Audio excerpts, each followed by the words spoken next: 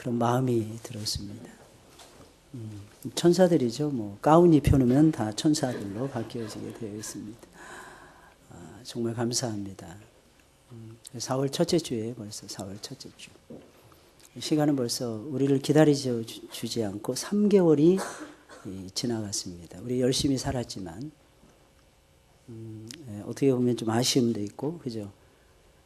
그러나 이제 봄 기운을 타고 우리 장로님이 기도하신 대로 여러분들의 신앙이 날아오르시기를 예수님의 이름으로 축원을 드립니다. 예수님께서 사역을 시작하시자 헤아릴 수 없이 수많은 사람들이 예수님께로 몰려왔어요. 주님은 그들에게 최고의 복이 무엇인지를 강론하셨습니다. 심령이 가난한 자는 복이 있다는 말씀에서 시작해서 애통하는 자, 온유한 자, 의에 줄이고 목마른 자가 복이 있다고 선포하셨고, 긍휼히 여기는 자, 마음이 청결한 자, 화평케 하는 자가 복이 있다고 말씀하셨습니다. 우리는 이런 말씀을 들으면서 이런 생각을 해야 됩니다. 과연 우리는 복을 받은 사람들인가? 과연 우리는 복을 받은 사람들인가? 그리고 우리는 진정 하나님이 원하시는 복을 추구하고 있는가? 이것을 염두에 두시고 하나님 말씀을 들으셔야 됩니다. 또한 주님께서는 마지막으로 이 연약한 육신을 가지고 있는 우리들이 누릴 수 있는 최고의 축복이 무엇인지를 알려주고 계십니다. 우리는 연약한 육체를 가지고 있어요. 우리의 영은 거듭나서 하나님을 아버지라고 부르고 예수님을 주님이라고 부르시고 성령의 은혜가 없이는 살 수 없다고 고백을 합니다. 그러나 우리는 어쩔 수 없이 육신을 가지고 살아가는 연약한 존재들이에요. 우리 이 연약한 육체를 가진 우리들이 누릴 수 있는 최고의 행복, 그것이 무엇입니까? 오늘 말씀을 보니까 의를 위하여 핍박을 받는 것이라고 말을 하고 있습니다. 10절에 나와 있죠. 의를 위하여 핍박을 받은 자는 복이 있나니 천국이 저희 것입니다. 예수님께서는 분명히 말씀하고 계십니다. 의를 위하여 핍박과 고난을 받는 것은 이 세상에서 우리 그리스도인들이 받을 수 있는 최고의 축복이라는 것입니다. 죽음 이후에는 우리가 받을 수 없는 복이 또한 이 복입니다. 이 땅에서만 누릴 수 있는, 왜냐하면 거기에는 영원한 즐거움이 우리를 기다리고 있어요. 거기에는 고난이 없어요. 거기에는 아픔이 없어요. 오늘 아침에도 2분씩이나 저한테 방을 놓고 하셔서 기도해 드리는데 아픔이 많은 거예요. 인생에 아픔이 있는 거예요. 육체에 고난이 있는 거예요. 목사님, 예배 전에 죄송하지만 기도해 주세요, 목사님. 그래서 같이 기도하고 같이 울먹이고 그런 시간을 가지게 되었습니다. 우리가 걸어가는 길에는 이 땅에서는 고난이 있어요. 그러나 저 하늘에는 눈물이 없어요. 저 하늘에는 고통이 없어요. 그래서 의를 위하여 고난, 핍박을 당하는 것은 이 땅에서만 가능한 것입니다.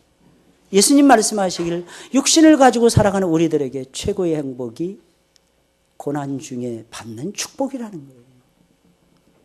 핍박을 받는 것이 예수님께서, 어떻게 보면 핍박이라는 말은 뭔가를 압박하는 것을 얘기하는 것입니다. 위아래로 압제하는 것을 얘기하는 거예요. 그러니까 우리 주님께서 고난보다 고난의 최고봉이라고 생각하시면 맞을 것입니다. 근데 나를 위해서가 아니에요. 나 때문에 고난받는 것이 아니에요. 의를 위해서 고난받는 것. 의라는 것은 의의 표상 대신 예수 그리스도를 말하는 것입니다. 이 복은 아무나 누릴 수 있는 것이 아니라 정말 믿음이 좋은 사람들만이 누릴 수 있는 최고의 축복입니다. 그런데 놀라운 사실은 이 엄청난 복을 예수님께서는 이제 막 예수님 앞으로 다가오는 사람들에게, 이제 막 예수님에게 관심을 갖고 변화된 초신자들에게 이 말씀을 들려주고 계셨다는 것입니다.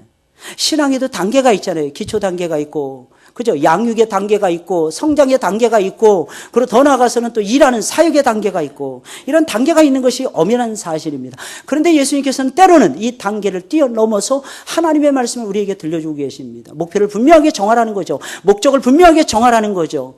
우리 인생의 목적이 여기에 있다는 거죠. 예수님께서는 그것을 알려주기 위해서 그런 단계를 뛰어넘은 상태에서 우리에게 생명의 말씀을 들려주시곤 하시더라는 것입니다. 믿음이 탁월한 사람들만이 누릴 수 있는 가장 고상한 복에 대해서 이제 막 예수님을 만난 초신자들에게 들려주고 있는 것입니다. 이들은 의가 무엇인지 몰랐어요. 의가 도대체 무엇일까? 이들은 영적으로 너무나도 어리고 철이 없는 사람들이었습니다. 그런데 예수님 말씀하시는 거예요. 의를 위하여 핍박을 받는 자는 복이 있다. 가르쳐주고 계신 것입니다. 사람들은 이상하여 결정적일 때는 나만 생각을 합니다. 하나님의 능력은 보지 않고 내 능력만 볼 때가 많습니다. 수준이 낮은 내 모습만 바라보고 나를 지나치게 낮게 평가해 버릴 때가 많습니다. 게다가 그것이 마치 겸손인 것처럼 포장을 하고 살아가고 있어요.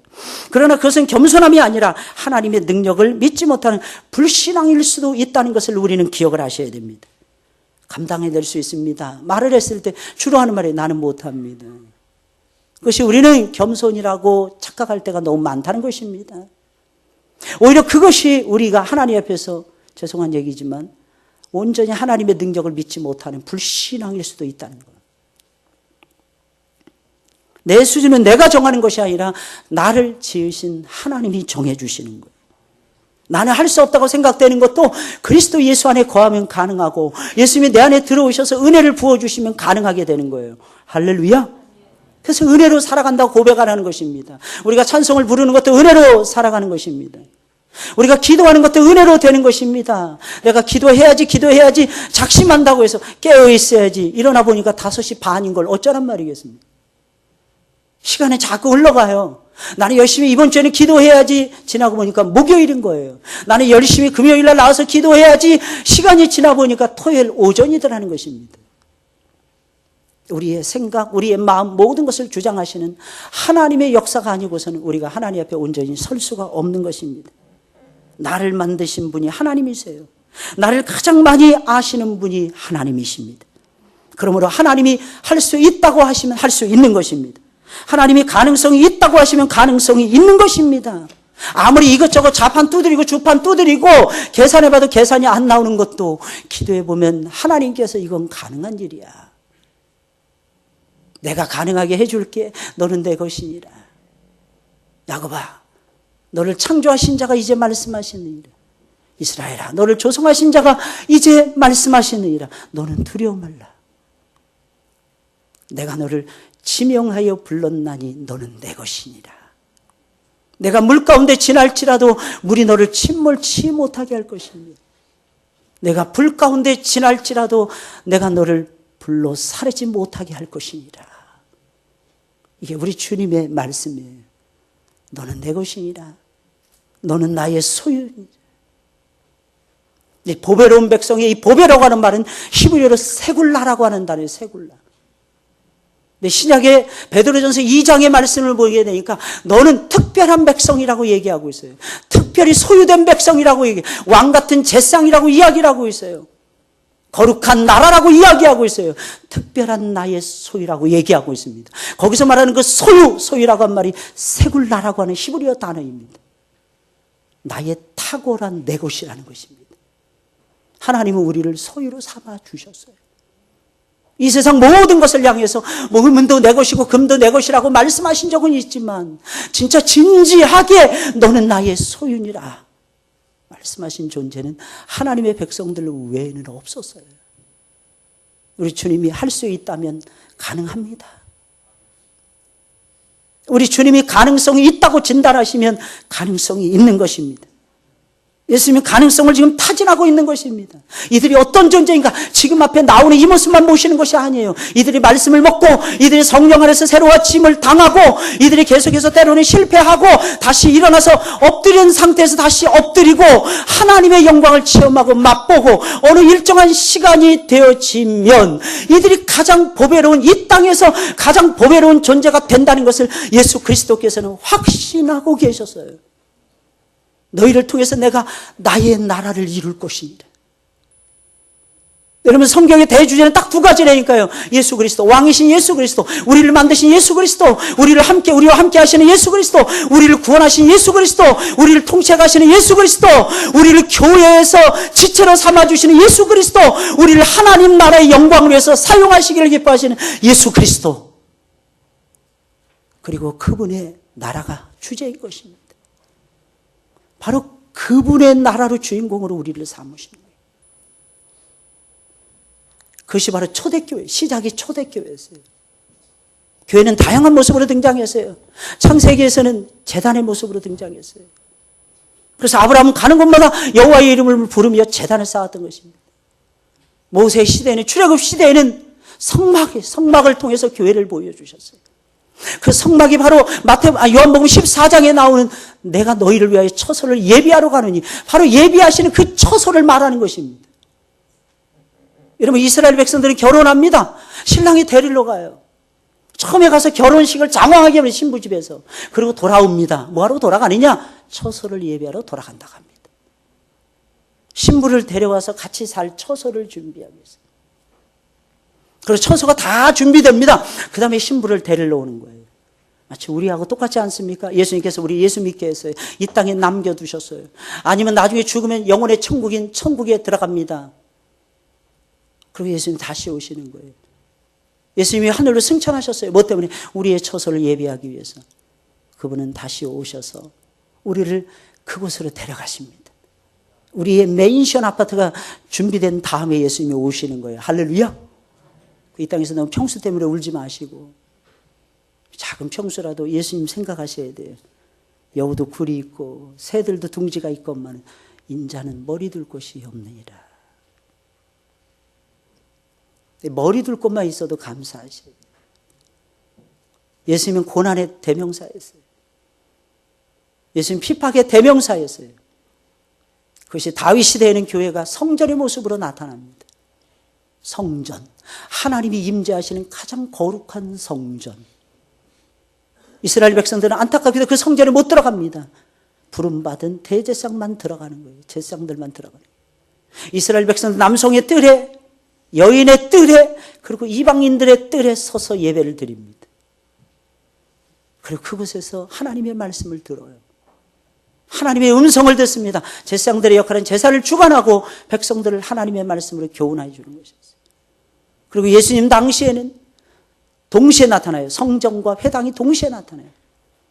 예수님이 회당에서 말씀을 가르치시고 또한 성전에서도 말씀을 증거하십니다. 그러다가 나중에는 예배당으로 바뀌어지는 거예요. 교회로 바뀌어지는 거예요. 내가 이 신앙 고백 위에, 이 반석 위에 내 교회를 세우리니 음부의 권세가 이기지 못할 것이니라. 하나님의 교회죠. 여러분, 교회 속에서 하나님의 음성을 들을 때 영화로워지게 되는 거예요. 교회 속에서 하나님의 임재하심을 체험해야 우리의 삶이 새로워지게 되는 것입니다. 하나님께서는 이 초대교회 첫 단추를, 이 심령이 가난한 자부터 시작되는 팔복의 말씀을 들은 이 백성들을 통해서 하나님이 이루어 가시기를 원하셨다는 것입니다. 그러면서 마지막으로 이들에게 의를 위하여 고난을 받는 것이 최고의 영광이고 최고의 복이니라 라고 설명하고 계시는 거예요. 신앙의 최고의 단계가 무엇입니까? 예수님 때문에 고난받는 거예요. 신앙의 최고봉이 무엇입니까? 예수님 때문에 실망하는 거예요. 예수님 때문에 절망하는 거예요. 예수님 때문에 시리에 잠기는 것입니다. 놀라운 사실은 그런데 그것이 우리가 이 땅에서 누리는 최고의 복이라니까요. 주님이 내 안에 거하시는, 내가 주님 안으로 쑥 들어가는 거예요. 주님 마음이 내 마음이 되는 거예요. 내 마음이 주님의 마음이 되는 것입니다. 그리고 세상은 온데간데 없고 나를 위해서 십자가에서 돌아가시 그 예수님만 보여지는 것입니다. 그러면서 하나님의 나라를 이루시겠다는 것입니다. 우리는 어린아이처럼 나는 가진 것이 없습니다. 어떻게 될지 모르겠습니다. 아무것도 할 수 없습니다. 어리광만 부려서는 안 돼요. 내가 이제 막 예수님을 믿기 시작했다 할지라도 당당하게 하나님의 의를 선포하셔야 돼요. 로마서 3장에 있는 말씀을 보니까 하나님의 의가 우리에게 나타났으니 그것은 성부 하나님이 친히 예비하신 길이요, 성자 예수님께서 화목이 제물이 되사 마련하신 길이요, 성령님을 물붓듯이 우리에게 부어주심으로 말미암아 천국에 이르게 하는 생명의 길이라고 선언해주고 있어요. 우리가 그 생명의 의로운 길을 맛보셨잖아요. 그러니 사랑하는 여러분들, 우리는 어떻게 해야 되는 것입니까? 그 의를 선포하면서 살아가야 돼요.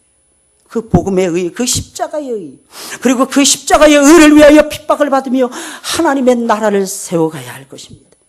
이 땅에 사는 동안에 우리는 생각하지 못한 여러 가지 환난, 여러 가지 고난을 만날 때가 많아요. 우리가 당하는 고난의 대부분은 불행하게도 하나님의 뜻을 버리고 내 고집대로 살다가 만난 것들이 대부분이라는 것입니다. 우리는 육신을 가지고 살아가고 있기 때문에 내 육신의 이익을 위해서 움직일 때가 많아요. 그 내 육신의 이익을 위하는 일이라면 불의한 일도 우리는 자처할 때가 정말 많습니다. 그러다가 고난을 만나는 것입니다. 그러나 기억하셔야 돼요. 그 고난 역시도 우리 주님께서 담당하셨습니다. 그 고난의 그 쓰디 쓴 대가도 내가 당하는 것이 아니에요. 주님이 이미 대신 담당하셨어요. 그러나 우리는 그 고난에 동참하셔야 됩니다. 주님 나를 용서하세요. 주님 나를 불쌍히 여겨주세요. 내가 주님의 뜻 가운데서 고난을 당하지 못하고 그렇죠. 아직도 내 육신의 정욕을 따라서 움직이다가 고난을 당하네요, 하나님. 그랬을 때 우리 주님께서는 우리의 기도를 들어주시는 것입니다. 나를 불쌍히 여겨 주옵소서. 이 음성을 우리 주님께서는 그렇게 좋아하시는 거예요. 만약에 우리 믿는 사람들이 나의 이익을 위해서 살다가 고난을 당한다면 그러나 기억하셔야 되는 것이 있어요. 그건 부끄러운 일이 됩니다. 그러나 분명한 것은 우리 주님께서는 그것마저도 예수님 앞에 정직하게 내려놓고 예수님 앞에서 정직하게 새 출발하는 계기로 삼기를 원하신다는 것입니다. 어떤 사람이 예수님을 믿는다고 하면서 사기를 치고 감옥에 들어갔다고 합니다. 그를 아는 주변 사람들이 너무나도 안타까워서 그를 찾아가서 위로를 하니까 그 사람이 하는 말이 주님도 고난을 받지 않으셨나요? 라고 말을 하면서 오히려 위로를 하기 위해서 찾아간 사람들을 위로를 하더랍니다. 위로하러 갔던 사람들 너무 기가 차고 매가 차고 순사가 칼을 차서 이 사람은 주님의 고난과 자기가 받는 고난을 구분하지 못하고 있었던 거예요. 그 이단의 그 교주들이 주로 나와서 감옥에 들어가면 예수님도 붙잡혀서 신문당합니다. 그러면 사람들이 거기에다 혹해가지고 넘어갑니다. 이야, 이분 진짜 신령하신 분이구나. 잘못된 거예요, 잘못된 거. 우리는 우리의 잘못은 인정해야 됩니다. 그러나 말씀드렸잖아요. 그것마저도 하나님 앞에 정직하게 내려놓는다면 하나님이 여러분들을 새 사람으로 빚어주실 것입니다. 할렐루야. 우리 하나님은 그러신 분이세요.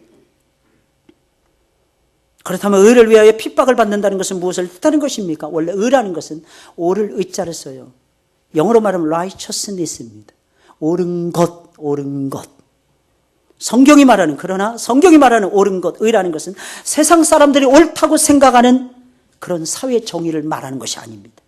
세상 사람들이 생각하는 의로움이라는 것은 여기서는 맞다고도 저기서는 틀려요. 여기서는 옳다가도 다른 곳에서는 달라지는 거예요. 시간이 바뀌면 또 달라집니다. 옛날에는 맞았는데 지금은 안 맞는 것입니다.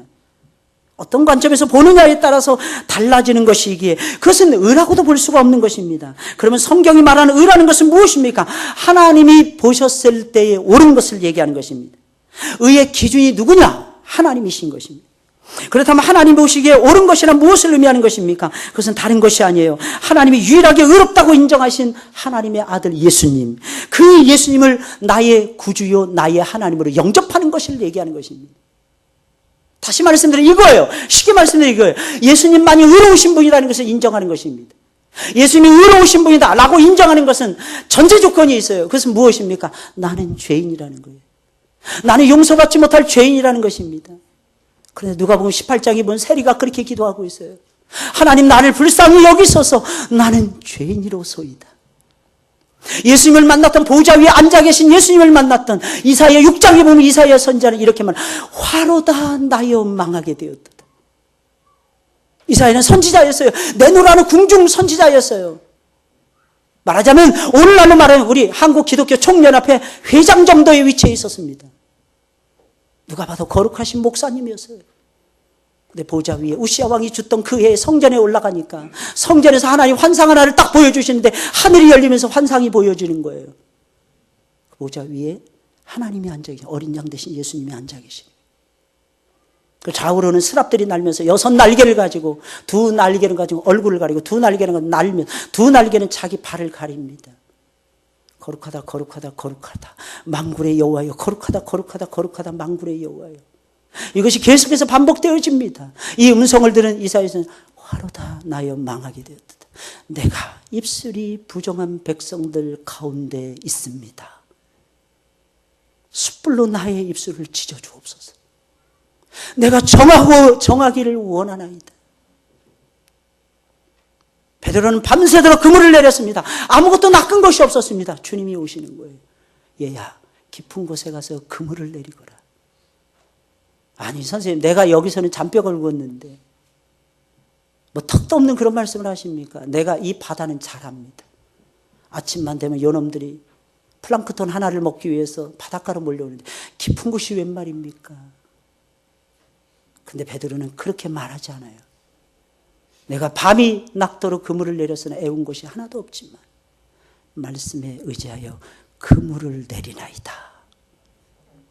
그물이 찢어질 정도로 만선인 거예요. 옆에 있는 야고보와 요한이 자기 배에서 그물질하는 거예요. 와서 손짓해서 너희 배에도 채우라. 배에 다 채울 정도였어요. 이때 육지에 딱 내려선 베드로는 예수님 앞에 납작 엎드립니다. 주여, 나를 떠나소서. 나는 죄인입니다. 깨달았던 거예요. 우리는 하나님이 주신 지혜를 가지고 살아야지 내 실력을 믿고 살아가서는 안 됩니다. 착각하지 마세요. 내가 아는 것이 전부가 아니라니까요. 어느 훌륭한 목사님을 만나서 지난 월요일날 특강을 듣는 기회가 있었어요. 연세가 82세예요. 정정하신 거예요. 회개했어요. 너무 박학다식하신 그 모습 앞에 엎드렸어요. 깜짝 놀랐어요. 80이 넘으셨는데, 그리고 2년의 세월이 지나갔는데도 여전하신 거예요. 말씀을 강론하시는 것이 여전하신 거예요. 성경을 꿰뚫는 것이 여전하신 거예요. 깜짝 놀랐어요. 그래서 한 목사님이 손을 들고, 목사님, 도대체 목사님이 아시는 것이 어느 정도입니까? 그 목사님 말씀하신, 내가 아는 것 쥐꼬리만큼도 모릅니다. 그러니까 목사님이 질문하신 거예요. 목사님이 쥐꼬리만큼도 모른다고 하시면 우리는 어떻게 사역하란 말입니까? 놀랐어요. 여러분, 우리가 아는 것이 얼마나 됩니까? 우리는 하나님 앞에서 겸손하셔야 돼요. 우리는 하나님 앞에서 겸손하셔야 돼요. 나는 죄인입니다. 인정하셔야 돼요. 최고의 은혜가 무엇입니까? 하나님을 보는 거예요. 하나님을 쳐다보면서 내 모습을 보는 거예요. 예수님의 눈으로 내 모습을 보는 거예요. 예수님의 말씀으로 내 모습을 보는 거예요. 예수님의 시각으로 내 모습을 보는 거예요. 그러면서 고백하는 거예요. 화로다 나여 망하게 되었다. 나는 죄인입니다. 그 다음에 예수님이 들어오시는 거예요. 내가 너의 왕이니라. 내가 너의 주인이니라. 사랑하는 아들아, 사랑하는 딸아, 염려하지 마라. 내가 너의 영혼과 너의 육신과 너의 생애를 책임질 것이니라.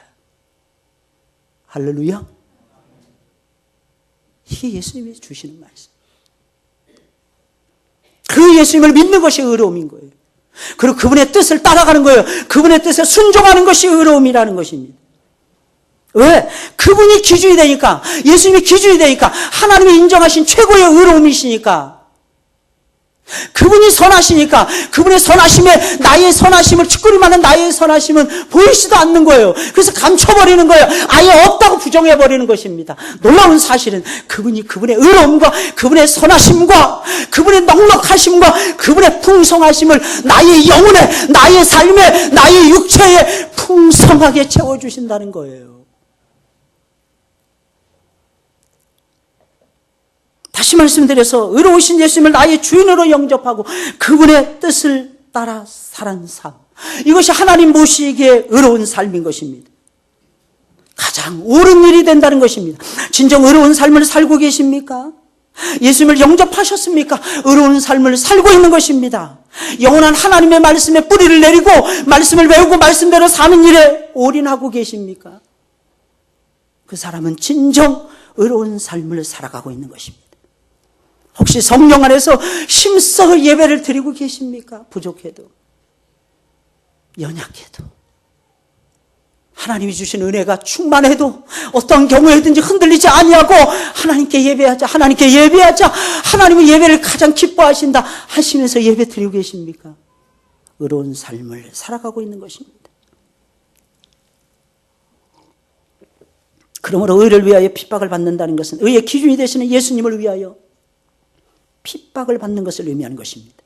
그러면 한 가지만 묻겠습니다. 지금까지 살면서 예수님 때문에 고난을 받으신 적이 있습니까? 지금까지 살면서 예배를 드리기 위해서 고난을 당하신 적이 있습니까? 욕을 먹은 적이 있습니까? 미움을 당하신 적이 있습니까? 지금까지 사시면서 하나님 말씀 배우기 위해서 시간을 내기 위해서 여러분들이 다른 것을 포기하신 적이 있습니까? 그 사람은 의로운 길을 걸어가고 있는 것입니다. 보면 11절의 말씀을 보고 10절을 다시 풀어서 설명해 주고 있는데, 나를 인하여 너희를 욕하고, 나라는 것은 예수님을 얘기하는 거예요. 예수님 때문에 욕을 먹고 핍박하고 핍박을 당하고 거짓으로 너희를 거스려. 하필이면 예수 안 믿는 사람들은 거짓말을 그렇게 잘해요. 그래서 거짓으로 우리를 모함하고 힘들게 할 때가 많아요. 모든 악한 말을 할 때는 너희에게 뭐라 그랬어요? 복이 있나니.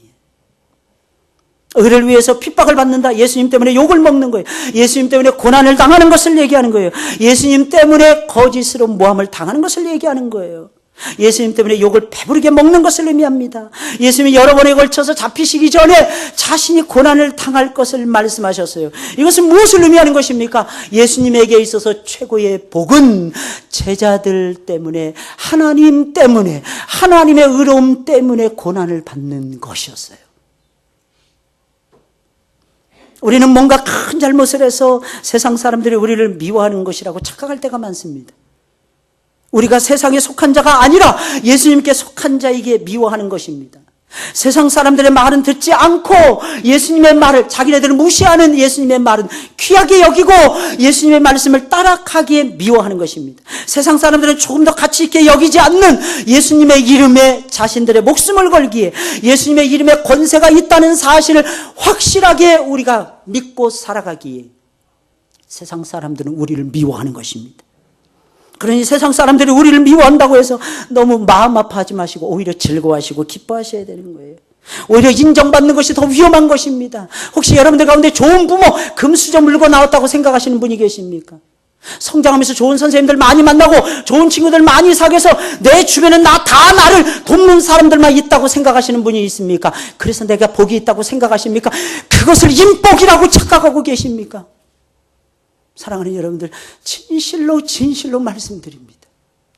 예수님이 말씀하시는 복은 금수저 10개 물고 태어난 것이 복이 아니라는 거예요. 인복이 태산같이 많아서 여기저기 돕는 사람들이, 즐비한 사람들이 복이 있는 사람이 아니라는 것입니다. 유명한 강영우 박사님이 2012년도에 돌아가셨어요. 이분은 중3 때 축구공에 맞아가서 한쪽 눈만이 아니라 두 쪽 눈 다 실명당했어요. 그때 하필이면 아버지가 사업에 망해서 아버지가 돌아가십니다. 아버지가 죽었는데, 설상 가서 사업 망하고 아버지가 죽었는데 아들마저 실명했다는 말을 듣고 어머니가 졸도해서 2주 만에 쓰러져 죽습니다. 누나 한 명이 있었는데, 누나가 이 아이를, 내 동생은 내가 책임져야 되겠다, 봉제 공장 들어가서 죽도록 일을 합니다. 과로로 2년 만에 쓰러져 죽습니다. 천의 고아가 됐어요. 근데 이 강영호 박사님, 눈도 안 보이죠. 아무것도 없죠. 천의 고아죠. 도울 사람 아무도 없죠. 근데 누나가 죽기 전에 강영호 박사의 손을 붙잡고 교회로 데려갔답니다. 여기 가면 너 눈 고칠 수 있어. 여기 가면 복이 있대. 간 곳이 서대문에 있는 여의도 순복음교회, 오늘날의 여의도 순복음교회 조용기 전도사님 앞에 무릎을 꿇렸다고 합니다. 근데 몸은 안 나았어요. 눈은 못 떴답니다. 근데 하나님이 그날 그에게 영적인 눈은 띄워주신 거예요. 영적인. 죽도록 공부해서 명문대학에 입학을 합니다. 어쩌고 저쩌고 해서 미국 유학까지 갑니다.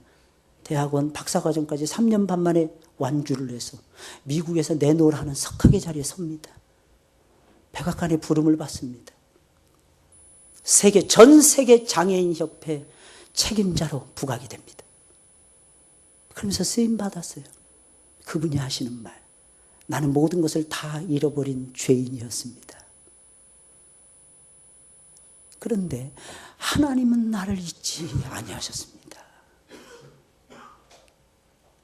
나는 그 예수님이 누구보다도 좋습니다. 항상 얘처럼 밝게 사셨대. 앞이 안 보이는데. 헬렌 켈러처럼. 가지고 타고난 것이 복입니까? 무엇이 복입니까? 예수님은 그것을 우리에게 설명해 주고 있는 거예요. 나 때문에 고난받는 것이 너희에게는 복이니라. 의로우신 복음을 위하여 고난을 받는 것이 너희에게는 최고의 축복이니라. 사람들이 너희를 나 때문에 욕을 하고 너희가 미움을 받는다면 그것이 너희에게 복이니라.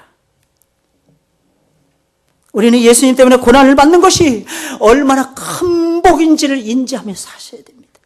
그 이유가 무엇입니까? 예수님 때문에 고난을 받으면 첫째, 예수님의 고난에 동참하는 것이 되기 때문에 좋은 것이며, 두 번째, 거기에는 하나님이 주시는 엄청나게 큰 축복이 우리를 기다리고 있기 때문입니다. 그 첫째가 무엇입니까? 천국을 소유하는 거예요. 천국이 저희 것이며, 두 번째, 천국에서 큰 상을 받는다는 것입니다. 상을 받으실 것이다 그랬잖아요. 기뻐하고 즐거워하라 그랬어요. 하늘에서 너희의 상이 크민이라 그랬어요. 이 세상에서 아무리 좋은 걸 많이 누려도 단위적이에요. 여러분, 제한적이에요. 리미티드한 것입니다. 언리미티드한 것은 이 세상에 아무것도 없습니다. 전부 다 제한적인 거예요. 그러나 천국에서 누릴 영원합니다. 말 그대로 forever and forever. 영원, ever, ever, ever, ever, ever and ever and ever. 계속된다는 뜻입니다. 여전히 존재한다는 뜻인 것입니다. 여전히 주어진다는 것입니다.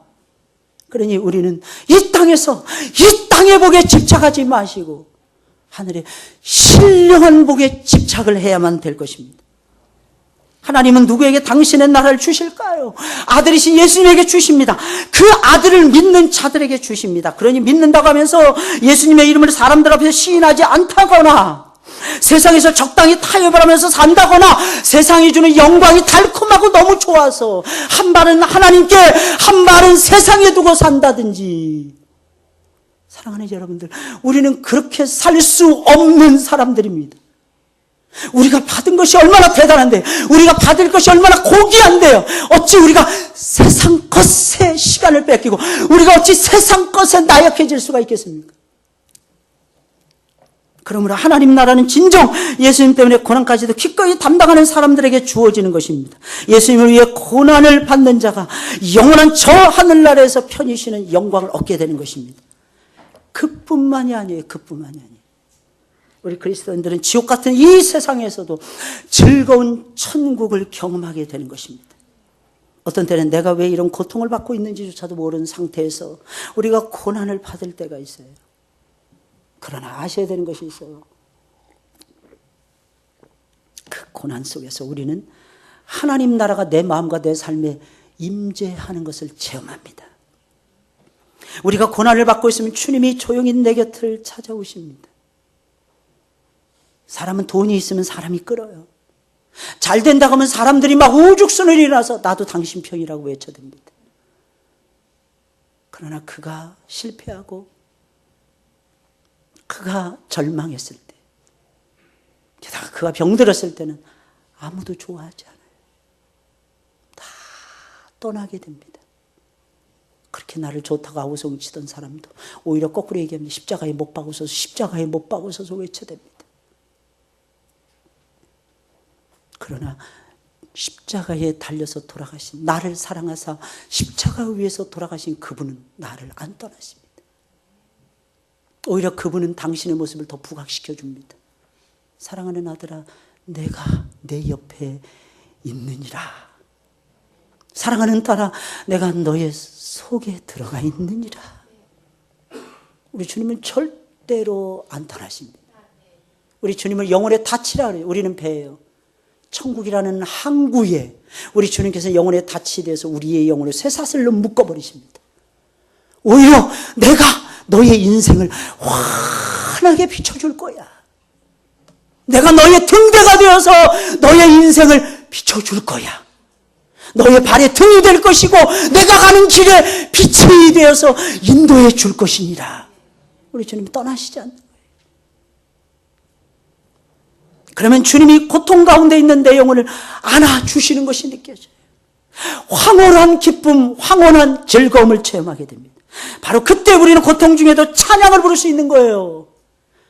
날아오르는 천국의 기쁨을 체험하게 되는 것입니다.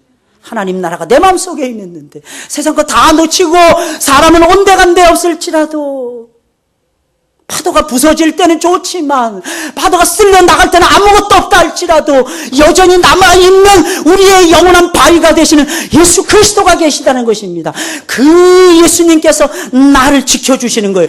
그 예수님께서 나에게 기쁨을 충만하게 해주시는 것입니다. 근데 놀라운 사실은 그 감동을 천국에 가지 않고 이 땅에서 경험을 하는 것입니다. 그 감동을 이 땅에서 즐기는 것입니다. 그래서 하나님이 우리에게 고난과 핍박을 주시는 거예요. 다니엘의 세 친구 보세요. 하나님에 대한 믿음을 지키기 위해서 우상에게 절하는 것을 거부합니다.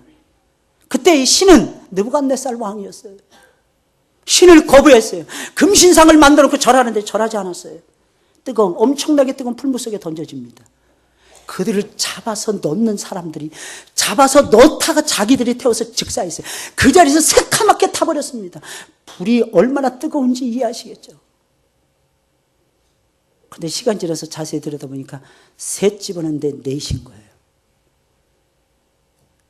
한 사람이 더 있었어요. 왕과 대신들이 잠깐 우리 셋 넣지? 아니야, 넷 넣습니다. 아니야, 우리 셋 넣었어. 이름도 있잖아. 하나냐, 미사일, 아사랴, 사드락, 메삭, 아벳느고 셋 넣었잖아. 아니에요. 혹시 딴 놈 하나 추가로 넣지? 하나님 아들 넣지 않았어요? 아니에요. 셋 넣은 게 맞았습니다. 근데 넷이었어요.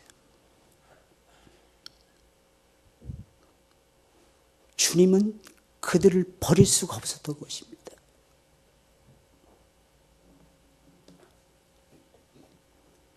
그들은 고백을 했어요. 왕이시여 우리를 풀무불에 던지세요. 그리하시면 우리의 왕이 살아계셔서 우리를 건져 주실 것입니다. 그러나 그러하지 아니하실지라도 우리는 풀무 속에 던져지게 될 것입니다. 이게 그들의 고백이었어요. 신앙은요, 목숨을 거는 겁니다. 신앙은요, 내 남은 목숨을 예수 그리스도의 영광을 위해서 초계처럼 버려야 돼요. 마치 호랑이가 토끼를 잡을 때도 최선을 다하듯이 여러분들의 인생에 최선을 다하는 것이 신앙입니다. 그러니까 우리 주님이 그들을 외면할 수가 없었던 거예요. 내가 함께 할 것이니라. 내가 너와 함께 하리라. 도성이 인신하시기 전에 예수 그리스도께서 사람의 몸을 입고 그 속으로 풍덩 들어가신 거예요. 그리고 새 친구를 돌봐준 거예요. 새 친구를 도와줬던 거예요. 그들은 풀무 속에서 주님을 만나며 천국을 경험했던 것입니다. 주님 때문에 외로우십니까? 주님 때문에 고난을 받고 계십니까? 낙심하지 마세요. 주님이 함께 계십니다. 그 날에 우리에게 영원한 면류관을 씌워주실 것입니다. 생명의 면류관. 상급을 큰 상급으로 채워주실 것입니다. 아니, 그뿐만이 아니에요. 하늘에서도 상을 주시지만 이 땅에서도 상을 주십니다. 마태복음 19장 29절, 마가복음 10장 29절 30절, 누가복음 18장 18절 30절까지 말씀. 나 때문에, 나로 인하여 집이나 형제나 부모나 자식이나 전토를 잃어버린 자는 이 땅에서 잃어버린 것에 100배를 얻을 것이니라. 주님의 약속이에요. 주님의 약속이니까 안 된다 안 된다 하지 마시고 주님을 위해서 심으세요. 안 된다 안 된다 하지 마시고 주님을 위해서 내려놓으세요. 주님이 주실 것입니다. 그러므로 우리는 예수님 때문에 울어야 되고 예수님 때문에 기뻐하셔야 됩니다. 그 이분의 이름과 영광과 말씀 때문에 고난을 받아야 될 것입니다. 그러면서 오히려 우리는 낙심하는 것이 아니라 기뻐하고 즐거워야 됩니다. 아무리 지금 내가 받는 고난이 아프고 힘들더라도 천국이 눈앞에 보이고 나에게 주어질 상급이 있다면, 그리고 이 땅에서의 복락이 보인다면 어찌 기뻐하지 않을 수가 있겠어요? 예수님은 실제적인 분이셨어요. 항상 예수님은 사실적인 분이었어요. 그 사실과 실제를 가지고 다가오고 계시는 거예요. 그러면서도 영적인 분이셨어요. 고난을 당할 때 뒤로 물러나지 마시고, 아, 이제 끝났나 보다 이렇게 생각하지 마시고, 시작이에요. 끝이 아니라. 그냥 참고 견뎌서도 안 됩니다. 감당이 안 돼요. 이렇게 생각하셔야 돼요. 당연히 와야 될 고난이 왔기에 오히려 예수님을 위하여 기꺼이 고난을 당하며 고난 중에도 예수님 때문에 기뻐하자. 따라서 하세요. 기뻐하자. 기뻐하자. 이러면서 다독거려요. 아까 우리 찬양대 찬양 부르는데 굉장히 은혜스러웠죠. 그죠? 아, 아니었나 보네. 여러분 대답이 그렇게 시원찮아요. 굉장히 은혜스러웠죠. 왜냐하면 은혜송을 불렀으니까. 제목이 은혜였으니까 또. 어때요? 저는 찬양을 들으면서 참 은혜스럽다. 또 한 가지 느낀 것이 있었어요. 은혜롭다고 하니까 은혜롭구나. 은혜롭다고 고백을 하니까 은혜로워지는 거예요. 하나님은 우리의 고백을 좋아하시고 귀중히 여기시고 그 고백 위에 하나님의 축복을 얹혀 주십니다. 그래서 애들 막 때릴 때도 이 망할 놈 이러지 마시는, 잘될 놈 막 이러면서 기도하셔야 돼요. 때리셔야 돼요. 때려도 어이 잘될 놈 막 이러셔야 돼요. 세상에 이렇게 이쁜 놈이 다 있냐 그러면서 때리셔야 돼요. 맞으면서 지가 왜 맞는지도 모르게 맞아야 돼요. 맞게 해야 돼요. 그냥 막 씩씩대고 이렇게 하지 말고 웃으면서 매를 맞을 수 있도록. 얼마나 멋있습니까? 얼마나 감동적이에요. 여러분들 그렇게 사시면서 승리하시길 예수님의 이름으로 축원을 드립니다. 기도하겠어요. 하나님 감사합니다.